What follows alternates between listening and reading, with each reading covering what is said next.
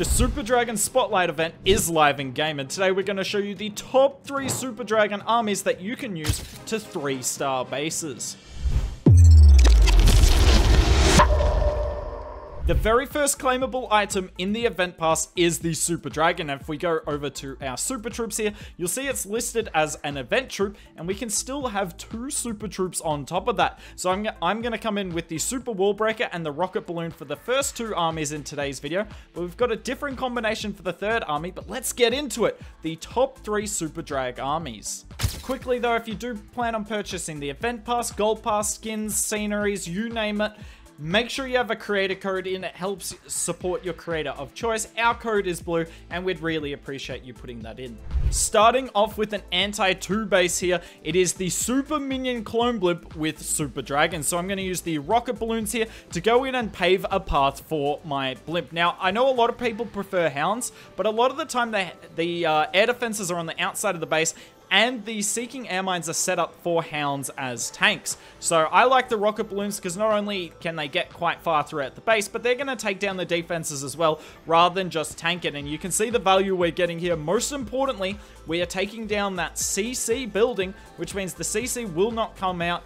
Even if our heroes get in range of the CC, it will not deploy, and that is a huge benefactor for our army. I mean, you saw in yesterday's video we did with the new epic equipment that showcased how powerful it is when you cannot deal with the CC in an attack. So we've got the Super Dragons coming in from the funnel that we set with the Super Minion Clone Blimp, and then we're going to use our heroes on the outside. Keep in mind, Super Dragons path terribly. They're potentially the toughest troop to path in the game. Actually, I think they are. There's no way of 2 ways about it for me. So I've got a wall break on the top side as well, so our heroes can cut an even better funnel. I prop the Warden ability and then Rage for my Super Dragons here. Now, the reason I do really rate the Super Minion clone, maybe more so than the Super Arch clone, 1, as we talked about before, less likely to pull the CC, but 2, you have extra spells for your Super Dragons. You don't need the double clone as much for it or as many invis. So I've got Rages, Freeze, I've even got a spare leftover invis here to help out these Super Dragons. They don't need much spell support, but I'm never going to complain about it. By the way, I don't know if you saw there's a Super Dragon on the outside of the base and my heroes on the inside, and if I've ever seen anything better that sums up Super Dragons, no, I don't think I've seen much better than that. Somehow the heroes are funneling them out of the base. Just a ridiculous troop to funnel, but that's okay because 5 of them went inside the base, and the RC can finish it off with their haste file. This base is crushed. This army is really good. In fact, its probably weakness is ring bases like this, because it's harder to get the Blimp further in, whereas versus box and diamond bases, there's always going to be value. And a lot of the time on box and diamond bases, you'll come in from the back end with your Super Dragons and then use the Warden ability with your Blimp to get it to land behind the Town Hall, because not a lot of people are baiting that at the moment. But let's move on to number 2. At number 2, we have Mass Super Dragons. Still only coming in with 6, but they've got a lot more spell support. Now, 9 times out of 10 with this army, well, maybe not 9 times out of 10. 8 times out of 10, you will use the Flame Flinger, because you're going to either try and set a funnel for your Super Dragons or take out the back end of the base. But when the Town Hall is as free as this, and I don't have to use many spells, then Blimping the Town Hall makes a lot of sense. The rocket balloons, yet again, helping to get our Blimp safely into the Town Hall. But the Blimp here wasn't just to get the Town Hall. You'll notice it's also set a bit of a funnel with the Baby Dragon on the top side. We're going to come in exactly where the camera is facing here. So Dragons first, then Loons, and then we're going to have the King and Queen on the flank. Yet again, setting not only a funnel, but trying to keep them away from that defensive CC building, because there is Ice Golems in there at the moment, and if we can not pull it, that would be amazing. Rage spells are everything with Super Dragons. If you, say, put a rage spell on one group of dragons, you'll find that they're going to funnel out the base. What do I mean by that? Well, because they're doing more damage than the Super Dragons elsewhere in the base, they take their buildings down quicker, and they're more likely to move towards your slower moving Super Dragons where there isn't a rage. So you need to keep that in mind with the army. Think of how you place your rage spells, and you will be so much better off with this army. You'll notice we unfortunately did pull the Ice Golem CC, and the Super Super Dragon portion of this attack is kind of fading out. And that is exactly why I left this attack in the video, because this attack was trash. It did not go very well at all, aside from the Blimp. My rage spells weren't really great on the Super Dragons whatsoever.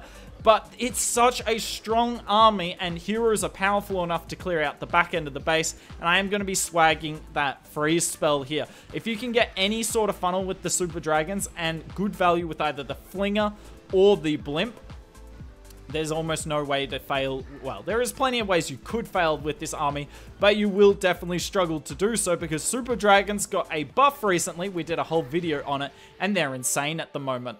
And at number 1, we have Queen Charge Recall Super Dragons. Maybe not the army you're expecting, number 1, but what I really like about this army is it maximizes hero value a bit better than the other two. In saying that, it does take a bit more skill, so if you're more comfortable with, say, spamming the Super Dragons or with the Super Minion Clone Blimp, those armies are all really strong. They made the top 3 for a reason, but I really like this army here for a few reasons, and it works really well on box bases, which is kind of the meta. So what are you going to do? You're going to Queen Charge one corner, and what we want to do is get rid of all the anti-flame flinger defenses in the area. So for us, that's this mortar, it's the defensive queen, and this crossbow. So the queen will get rid of the crossbow, and look, that flame flinger now has a free path. We do the recall spell, and then we're going to put our queen on the other side of the funnel, and away we go. You'll notice I only put 4 healers down, because if your unicorn lives, then the 5th healer won't be recalled. It's too much space. So put down 4.